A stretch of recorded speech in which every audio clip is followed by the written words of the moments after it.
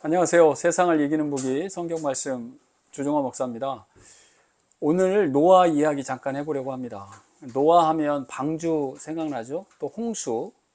하나님께서 이 땅을 지으시고 너무 속상하시고 보시기에 너무 불편해서 이 땅에 있는 그 생명체들을 다 그 물로 다 쓸어버리시고 노아 그 가족들만, 그리고 그 노아의 방주 안에 탄 그 짐승들의 암수 생명체들만 구원해 내는 그 놀라운 일을 하셨는데, 그 주인공으로 삼았던 것이 노아였죠.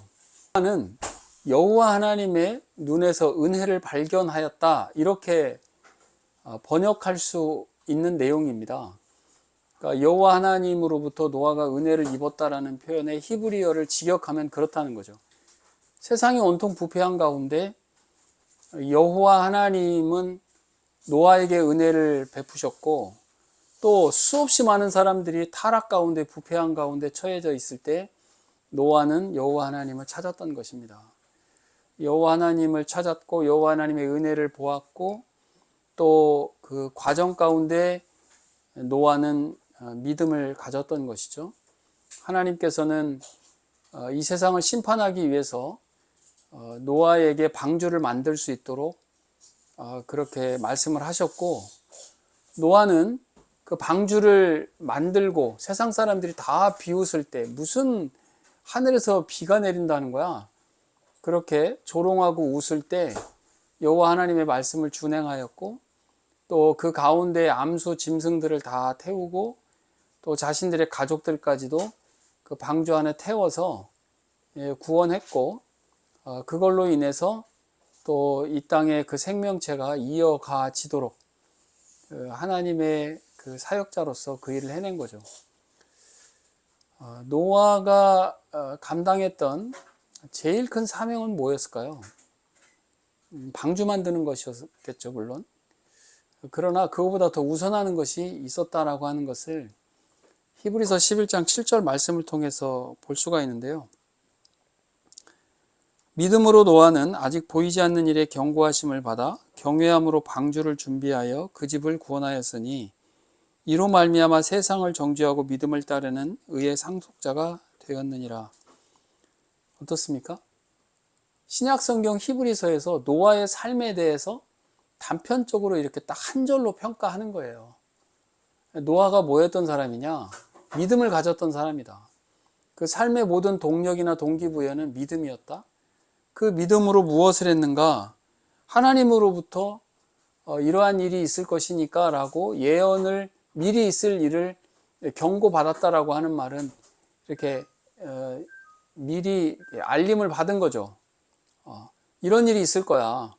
그랬을 때 의심하지 않고 하나님을 두려워하고 경건하게 하나님을 신뢰하는 마음으로 방주를 준비했다. 그걸로 뭐 했냐? 이 결론이죠. 그 집을 구원했다. 그러면 노아의 가장 메인 사명이 뭐였다는 것입니까? 가족 구원이라는 거예요.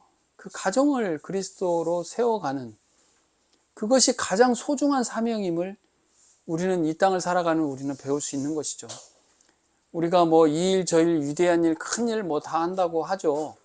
뭐 교회 일 한다, 어떠한 일 뭐 큰 행사를 준비하고, 얼마나 우리가 마음과 시간과 노력들을 진이 다 빠지도록 어떤 일을 할 때도 있잖아요. 그런데 정작 중요한 것은 무엇이라는 것입니까?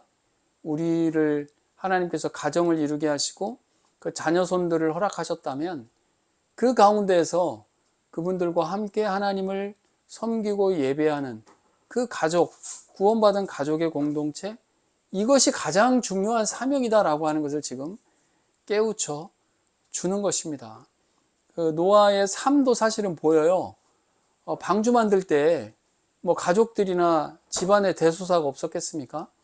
그러한 일들 가운데서도 노아가 얼마나 그 가족들을 진중하고 배려하고 존중하고 사랑하면서 그 하나님을 같이 함께 섬기고 신뢰하면서 나아갈 수 있도록 그렇게 그 삶을 살았지 않았을까?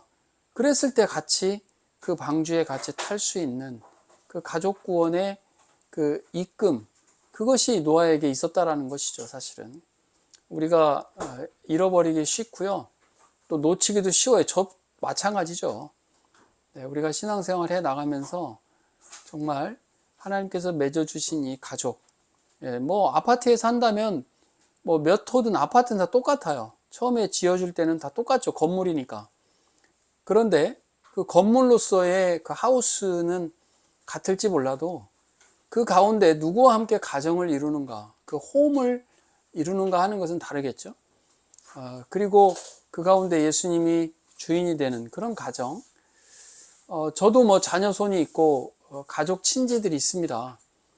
저의 가족 친지 모두가 다 예수님을 믿진 못해요. 그분들에게 또 우리가 상황과 형편에 따라서 예수를 소개하고 또 권하고 또 우리가 신앙인의 삶으로서 신실하게 우리 삶을 살아낼 때 또 하나님께서 허락하셔서 그분들에게도 그런 또 구원의 믿음이 임해진다면 우리의 삶의 이 사역은 정말 소중하게 감당되어지는 그런 일이라 생각합니다. 사랑하는 성도 여러분, 우리의 삶이 지나고 난 뒤에 히브리서 11장 7절에 있는, 그리고 또 히브리서 11장에 나오는 모든 믿음의 선진들에 대해서 한 줄 혹은 두 줄 이렇게 기록이 될 때 우리의 삶이 어떻게 기록되어야 하는지 우리가 한번 생각해 본다면 본질적인 문제와 그렇지 않은 문제를 우리는 구분할 수 있을 것이고, 우리가 마음으로 놓치지 말아야 하는 그런 소중함들이 있을 줄로 압니다. 우리 진짜 본질 놓치지 않고 주님의 은혜 가운데 믿음으로 또 경외함으로 또 우리 주변에 있는 가족들 소중하고 사랑하며 그렇게 귀하게 여겨가는 여정이 다 되면 좋겠다, 이렇게 말씀을 나누고 싶습니다. 세상을 이기는 무기 세이성경 주중화 목사였습니다. 감사합니다.